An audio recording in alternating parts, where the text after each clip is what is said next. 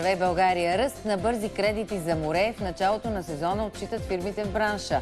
Масово се оказва, че българите теглят заем за лятната си ваканция. Бързи кредити, сега още по-бързи и още повече.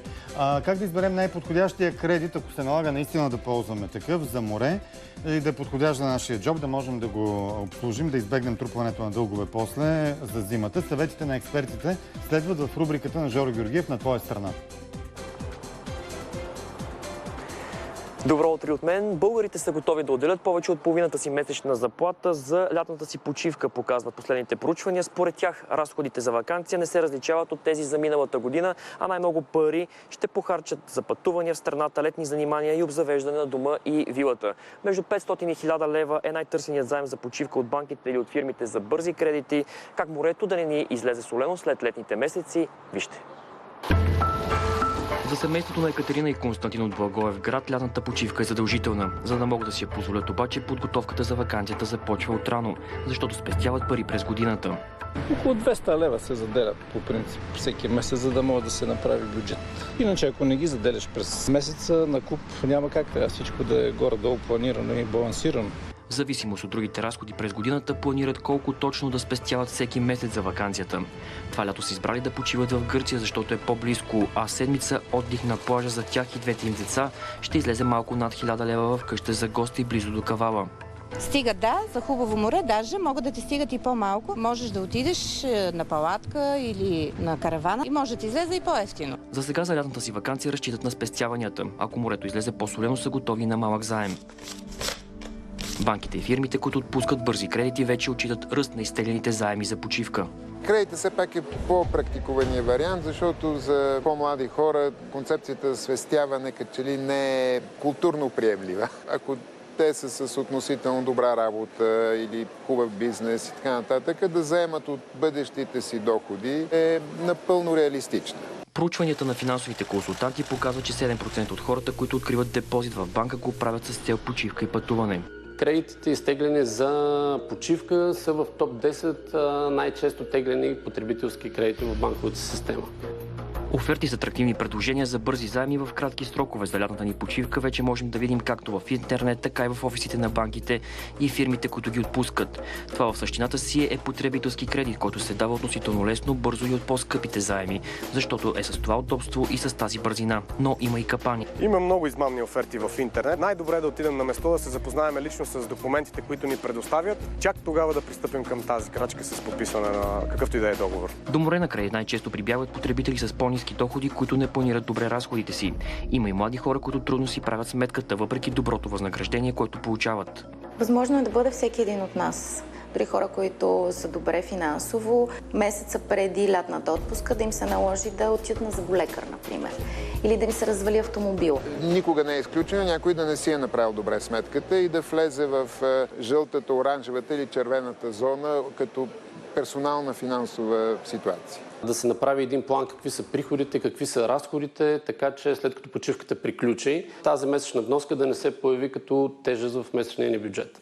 Най-често се теглят заеми около 800 лева. Ако кредитът е потребителски, обикновено се връща за година, а ако е бърз, за няколко месеца. Този тип кредит би трябвало да бъде колкото се може по-краткосрочен. Не е инструмент за дългосрочно финансиране. Ако говорим за потребителско кредитиране от микрокредитираща компания, колкото по-бързо върнем парите, толкова по-добре за нас. В тази ситуация 2 до 4 месеца е идеалният вариант, защото така сме сигурни, че оскъпяването е минимално. При всички случаи добре кредитът да бъде до финансиране на самата почивка, да не се разчита на 100% на кредита. За да не излезе на червено след лятото, правилото е вноската да не е повече от 30% от месечния ни доход. Заедно с кредитния анализатор Борис Димитров ще пресметнем кой заем не носи риск за семейство като това на Екатерина и Константин. При среден доход, да кажем, от порядъка на 1500 лева, 30% са от порядъка на 450 лева. Ако вече имаме съществуващ лизинг към момента 200 лева, означава, че можем да си позволим максимум месечна вноска допълнително, която да бъде за почивката от порядъкът на 250 лева. Ако се премине тази граница, вече съществува риск от неплатежеспособност. При този вариант ще се опитаме да пресметнем колко би струвало на семейство като това на Екатерина и Константин кредит ваканция. Ако изтеглим кредит в размер на 1000 лева, за 6 месеца месечната вноска би била около 190 лева. И в края на периода всъщност сумата, която ние ще върнем обратно, е 1150 лева. Най-сигурният вариант е потребителски кредит, изтеглен от банка. Най-лошият вариант е да се обърнем към фирми за бързи кредити, защото там има доста клопки в самия договор, който подписваме. Задължението може да набъбне до 2 пъти, 3 пъти. При банките това, което трябва да се внимава за потребителски кредит, също са допълнителни такси, които могат да го оскъпят. Те са най-често под формата на застраховки и пакети. Това, което финансовите институции правят, е да продават и да купуват доверие. Всеки, който има лиценз, има правото да го прави. Вариантът е да се разчита и на кредитна карта. И тук обаче рискът да излезем на червено е сериозен, предупреждават експертите. В момента, в който изтече обаче гратисният период и ние не се умеем да върнем сумата, лихвите могат да бъдат чувствително високи и да влезем в една спирала. Най-сигурен вариант остава спестяването, а често той е въпрос не само на бюджет, а и на правилно планиране. На този вариант е решило да заложи за лятната си почивка и семейството на Елиза от Лясковец.